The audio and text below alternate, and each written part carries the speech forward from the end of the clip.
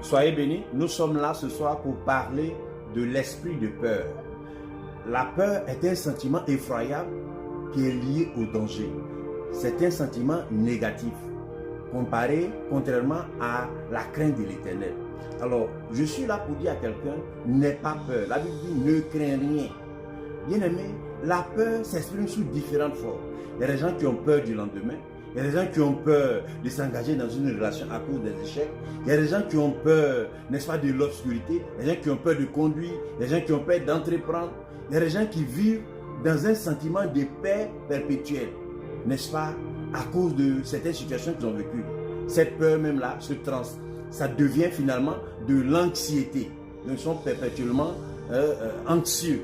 Alors, je suis là pour te dire, ne crains rien. La Bible dit que Sarah, à un moment donné, a reçu une prophétie de la part des anges qui partaient à Sodome et Gomorrhe pour lui dire qu'elle allait enfanter. Mais la Bible dit qu'elle a ri, elle n'a pas cru, elle a douté.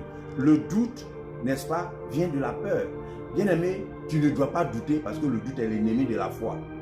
Un enfant de Dieu doit manifester la foi. La foi, c'est le contraire du doute. Tu ne dois pas douter des promesses de Dieu, car les promesses de Dieu sont véritables. Les promesses de Dieu sont oui et amen pour toi.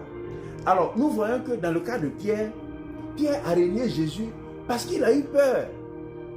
On l'a attrapé, on lui a dit, mais tu étais avec le Nazaréen, on vous a vu ensemble. Pierre a renié Jésus jusqu'à 3 fois.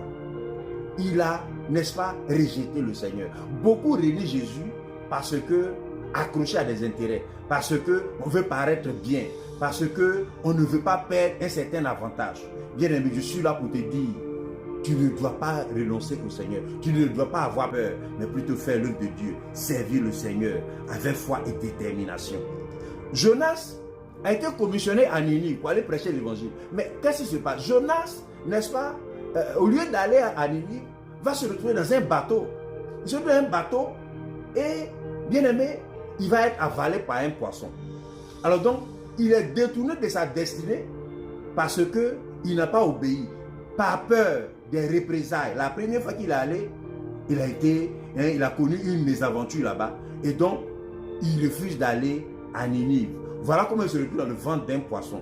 Bien aimé, beaucoup de gens, par peur, ont manqué à leur destinée, ont manqué de manifester leur destinée, ont manqué de rentrer dans leur destinée. Ça ne sera pas ton cas au nom de Jésus-Christ. Tu rentreras dans ta destinée au nom de Jésus-Christ. Je bannis la peur de ton cœur ce soir au nom de Jésus. Tu marcheras avec assurance et détermination au nom de Jésus-Christ de Nazareth.